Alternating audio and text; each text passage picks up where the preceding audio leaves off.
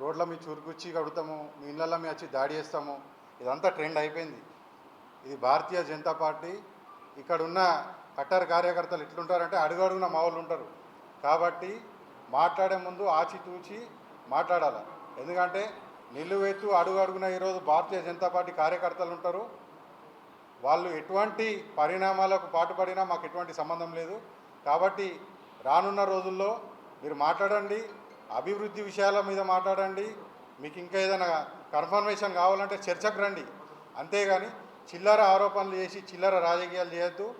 కావాలంటే ఇన్ని రోజులు మీరు చూస్తున్నారు కదా, మీరు అంత తోపులు, మీకు అంత చిత్తశుద్ధి ఉండుంటే కొడంగల్కి ఖమ్మంకి పోతున్న ఫండ్స్ వేల కోట్ల ఫండ్స్ ఏవైతే పోతున్నాయో నిజామాబాద్లో ఉన్న కాంగ్రెస్ నాయకులకు అడుగుతున్నాం, మీరు ఎందుకు ఈరోజు మాట్లాడట్లేదు?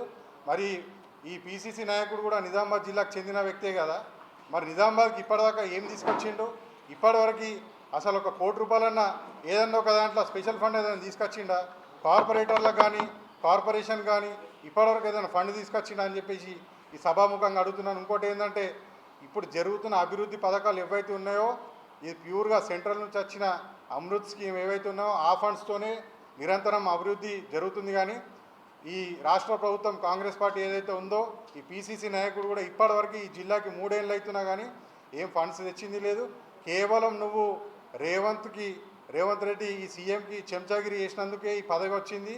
కాబట్టే నువ్వు రేవంత్ రెడ్డి దగ్గరికి వెళ్ళి అడిగి కొట్లాడి ఈ జిల్లాకి ఫండ్స్ తీసుకొచ్చే అంత సినిమా నీకు లేదు. కాబట్టే నీకు ఈరోజు మాట్లాడే హక్కు లేదు. కాబట్టే నువ్వు ఈ జిల్లాకి ఏం చేయలేకపోతున్నావు అనే విషయము ప్రజలందరూ కూడా గమనిస్తున్నారు. స్మార్ట్ సిటీ అవకాశం ఉండే, మరి అప్పుడున్న ప్రభుత్వము ఎందుకు దీని చర్యలు చేపట్టలేదో మనకు తెలియదు, అప్పుడున్న రాజకీయం ఏందో మనకు తెలియదు. కాకపోతే ఇప్పుడు కూడా ఆ స్మార్ట్ సిటీ అనేది తీసేసింది. ఇప్పుడు నూతనంగా కొత్త పథకం తీసుకొస్తున్నారంట. ఏదో ఇప్పుడు మనకు అమృత్ తర్వాత కూడా ఇంకా అమృత్. బీజేపీ నాయకులకి కార్యకర్తలకి అందరికీ నా హృదయపూర్వక నమస్కారాలు. నా పేరు సాయి వైష్ణవి, నేను 22వ డివిజన్ కార్పొరేటర్ని. ఈ మీడియా సమావేశం పెట్టడం కనుక కారణం పీసీసీ అధ్యక్షుడు బొమ్మ మహేష్ కుమార్ గౌడ్ గారికి కార్పొరేటర్గా పోటీ చేసే అవకాశం ఇద్దామని చెప్పి ఈ ప్రెస్ మీట్ ద్వారా ఆయనకు ఒక సూచన ఇవ్వడానికే ఈ ప్రెస్ మీట్.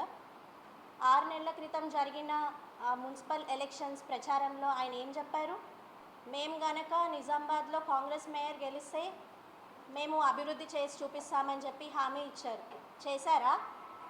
అదే కాకుండా గెలిచింది లార్జెస్ట్ పార్టీ అయిన బీజేపీ 28 స్థానాలు గెలిస్తే ఎంఐఎం, బీఆర్ఎస్, కాంగ్రెస్ ముగ్గురు కలిసి అక్రమ పొత్తుతో కాంగ్రెస్ మేయర్ని ఎన్నుకున్నారు. సరే ఎన్నుకున్నారు, మా డివిజన్లోనే ఉంటున్నారు మహేష్ కుమార్ గౌడ్ గారి ఇల్లు. అక్కడ అభ్యర్థిగా ఉన్న కాంగ్రెస్ పార్టీ నాయకుడికి ఆయన ఘోరంగా ఓడిపోయారు. ఆయన అనేసరికి ఆయనకి ఈగో హర్ట్ అయింది. ఆ ఈగో హర్ట్ అవడం వల్ల అక్కడ జరుగుతున్న అభివృద్ధిని అనేది ఆపుతున్నారు. అదే కాకుండా ఇంకా అధికారులు ఎవరైనా మేము అభివృద్ధి చేస్తామని చెప్పి ముందుకొస్తున్నా సరే వాళ్ళకు కూడా బెదిరింపులు వస్తున్నాయంట. అందుకని చెప్పే మా ఎంపీ అరవింద్ అన్న గారి సూచన మేరకు మా డివిజన్ నుంచి పీసీసీ అధ్యక్షుడు మహేష్ కుమార్ గౌడ్ గారికి కార్పొరేటర్గా పోటీ చేసే అవకాశం ఇద్దామని చెప్పి ఆయన కనుక రెడీ ఉంటే నేను రాజీనామా చేయడానికి రెడీగా ఉన్నాను. కాబట్టి మీకు పోటీ చేసే సత్తా ఉంటే ఒప్పుకోండి, లేదంటే మీ ఈగో పక్కన పెట్టి మీరు నిజామాబాద్ మున్సిపల్ కార్పొరేషన్కి నిధులు తెప్పించి అభివృద్ధి చేసి చూపించండి. Thank you.